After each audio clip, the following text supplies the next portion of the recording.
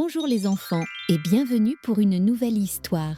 Aujourd'hui, en compagnie de Bisou le nounours de la bibliothèque, je vais vous raconter l'histoire du chat botté. Une histoire de ruse, de courage et de confiance en soi. Préparez votre imagination car nous allons partir pour un long voyage dans le monde des contes. Êtes-vous prêts? Alors allons-y. Il était une fois un meunier qui avait 3 fils. Quand le meunier quitta ce monde, il laissa en héritage son moulin au fils aîné, son âne au second et son chat au plus jeune fils. Ce dernier fils, qui s'appelait Léon, se sentit bien triste. Il aimait ce petit chat plus que tout, mais il ne savait pas comment le chat pourrait se rendre utile. Avec un moulin ou un âne, on pouvait travailler à la ferme. Léon soupira et dit doucement « Mon pauvre chat, je ne sais pas comment nous allons faire pour survivre. Tu n'es qu'un chat, et avec toi, je ne peux ni fabriquer du pain, ni labourer un champ. » Le chat, qui était plus malin que n'importe quel animal, le regarda avec ses yeux dorés et répondit calmement « Ne t'inquiète pas, mon maître. Si tu me donnes un sac en toile et une paire de bottes, tu verras que je peux te rendre heureux. Tu découvriras que je suis plus utile que tu ne le crois. » Léon resta surpris. Il n'avait jamais entendu un chat parler avec une telle assurance.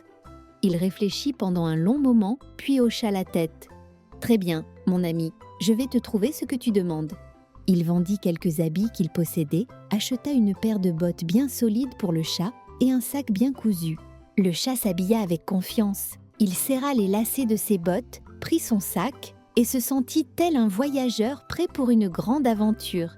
Il dit alors « Maintenant, maître, je vais te montrer ce que je sais faire. » Le chat botté se mit en route vers la forêt. Il prit son sac, l'ouvrit grand et y plaça délicatement un peu de farine pour attirer un lapin. Grâce à sa patience et à son intelligence, il attrapa bientôt un beau lapin des champs. Fier de sa prise, il marcha jusqu'au château du roi. Les gardes furent si étonnés de voir un chat bien botté et marchant sur ses 2 pattes qu'ils le laissèrent entrer. Le chat salua poliment le roi et dit « Majesté, je vous apporte un cadeau de la part de mon maître, le marquis de Carabas. » Le titre était inventé, mais prononcé avec tant de conviction que personne ne douta un instant de son existence. Le roi reçut le lapin avec plaisir. « Remerciez votre maître de ma part, cher chat, ce présent est fort généreux. » Le chat repartit, heureux de sa réussite.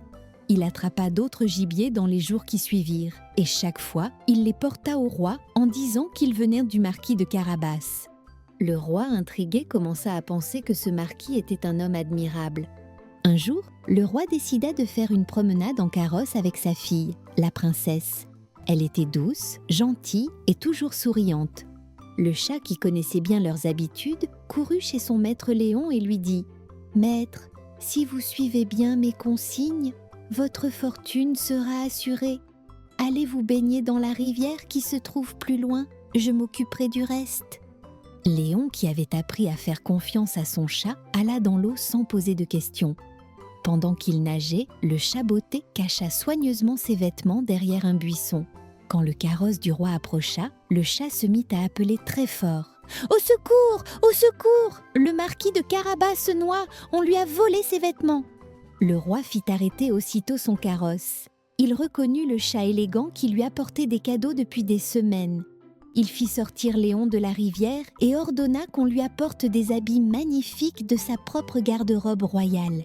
Léon, vêtu comme un prince, était si beau et paraissait si élégant que la princesse elle-même rougit en le voyant. Ils se sourirent, timides, mais bientôt amoureux. Le roi invita Léon, ou plutôt le marquis de Carabas, à monter dans le carrosse avec eux. Le chat botté, de son côté, courut devant le carrosse pour préparer la suite de son plan.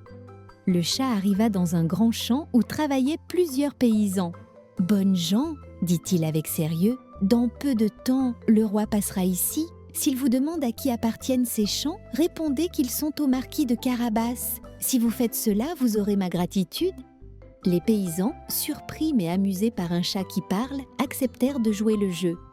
Lorsque le roi passa devant eux et demanda à qui appartenaient ces terres immenses, ils répondirent comme prévu « À monsieur le marquis de Carabas, votre majesté. » Le roi fut impressionné. « Quel homme riche et puissant que ce marquis !» murmura-t-il à sa fille, qui observait Léon avec admiration.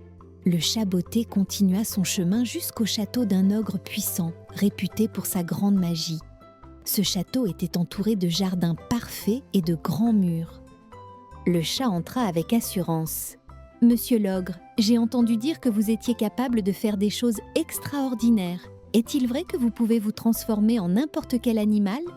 L'ogre flatté répondit avec fierté. « Bien sûr, je peux devenir ce que je veux, observe-moi. » Il se transforma en lion.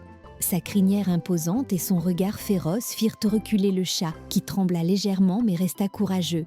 Puis le chat dit calmement « Je suis très impressionné. On raconte aussi que vous pouvez devenir quelque chose de très petit, comme une souris. Est-ce vrai ?» L'ogre, sûr de lui, se transforma aussitôt une souris. C'est alors que le chat bondit rapidement et se saisit de l'ogre transformé. D'un seul geste, le Chaboté mangea la souris. Le château était désormais vide et le danger avait disparu. Le chat se dépêcha alors d'ouvrir les portes du château pour accueillir le roi. Quand le carrosse du roi arriva devant le château, celui-ci fut émerveillé. « Quel splendide domaine, marquis de Carabas !» dit-il à Léon. « Est-ce vraiment votre demeure ?» Léon, surpris, ouvrit la bouche, mais le Chaboté répondit avant lui. « Oui, Majesté, mon maître est heureux de vous y recevoir. » Le roi admira les grandes salles, les jardins, les escaliers et le grand hall. Tout était magnifique. La princesse souriait de plus en plus en regardant Léon. Après cette visite, le roi expliqua qu'il serait très heureux si le marquis de Carabas acceptait d'épouser sa fille. Léon rougit, mais il accepta avec joie. La princesse aussi en était ravie. Le Chaboté fut invité à vivre au château, avec les plus beaux coussins et bien sûr, toujours ses bottes brillantes. Grâce à son intelligence et à son courage, il avait donné à son maître une vie heureuse, remplie d'amour et de paix. Et c'est ainsi que Léon, la princesse et le Chaboté vécurent de longues années dans un château lumineux, entouré de jardins fleuris et de rires d'enfants. Et c'est la fin de notre histoire. J'espère que vous avez ri, rêvé et bien retenu la leçon de le Chaboté. Bisous le nounours vous dit au revoir. Pensez à vous abonner pour ne louper aucun conte ni récit. À très bientôt pour une nouvelle histoire. Ou si vous préférez, choisissez l'histoire suivante tout de suite. N'hésitez pas.